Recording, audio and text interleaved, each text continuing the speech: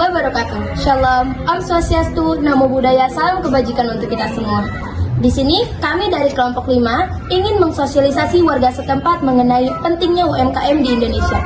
Sebelumnya, perkenalkan nama saya Aliasa Putri dengan NIM 64240941. Perkenalkan, nama saya Ceciliani Anggreni dari NIM 64240486.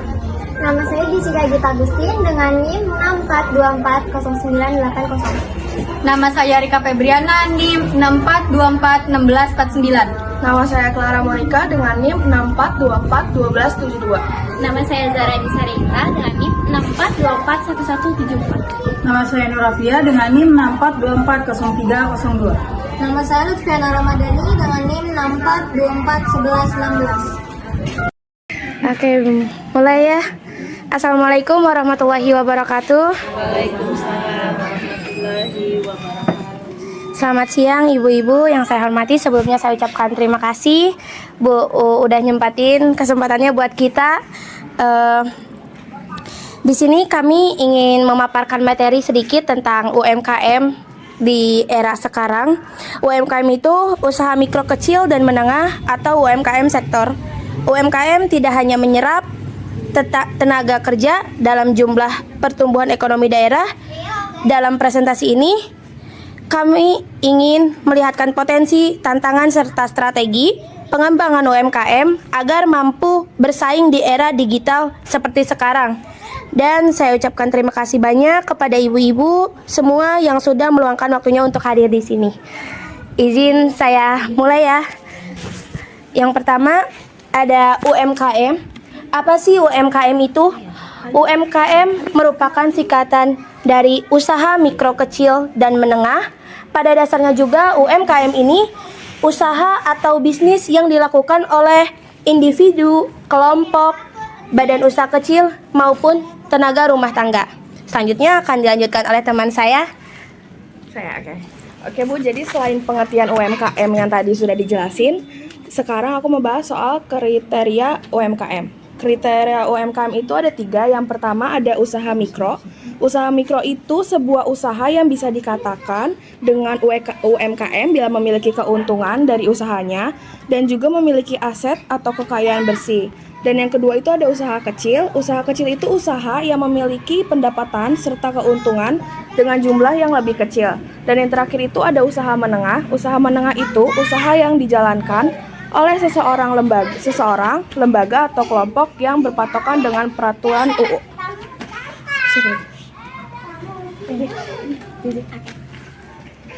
Selanjutnya itu ada tujuan adanya UMKM.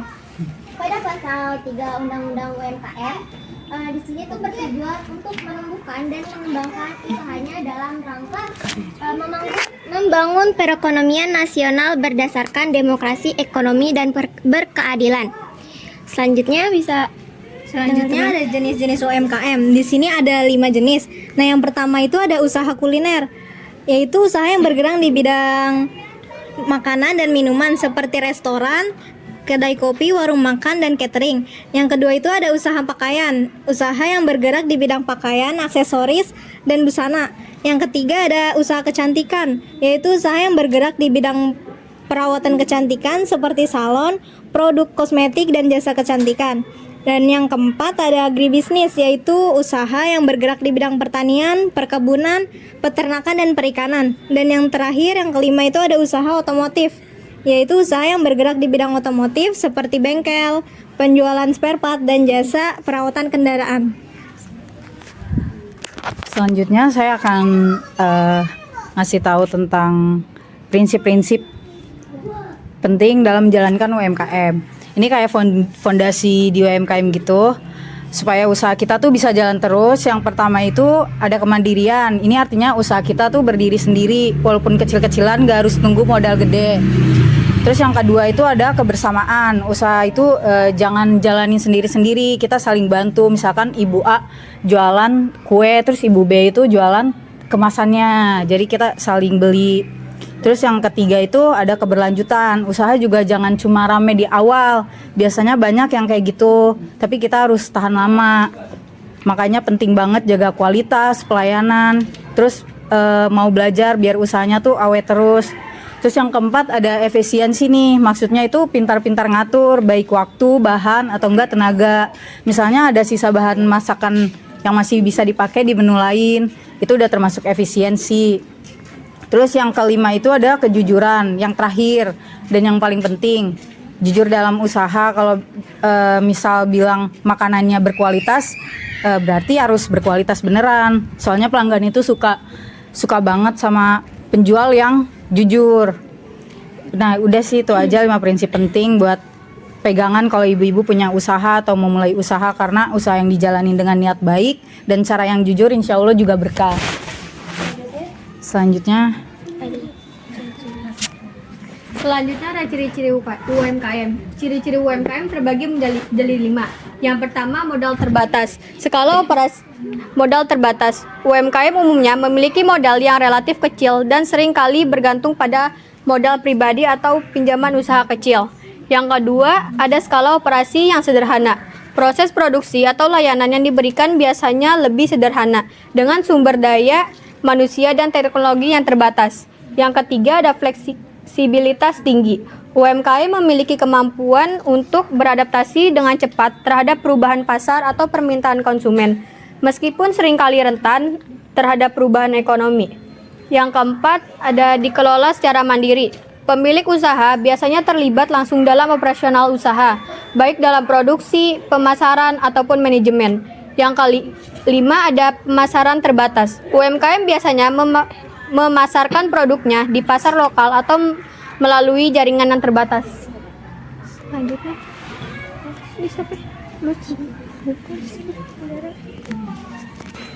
Selanjutnya yaitu klasifikasi UMKM. Klasifikasi UMKM itu ada 4. Yang pertama, livelihood activity, yaitu UMKM yang digunakan sebagai kesempatan kerja untuk mencari nafkah, umumnya dikenal sebagai sektor informal. Yang kedua, ada micro enterprise, UMKM yang memiliki sifat pengrajin tetapi tak bersifat kewirausahaan. Yang ketiga, ada small dynamic enterprise, yaitu UMKM yang telah memiliki jiwa kewirausahaan serta mampu menerima pengerjaan subkontrak dan ekspor. Yang keempat, ada fast moving enterprise, yaitu UMKM yang telah memiliki jiwa kewirausahaan dan akan melakukan transformasi menjadi usaha besar.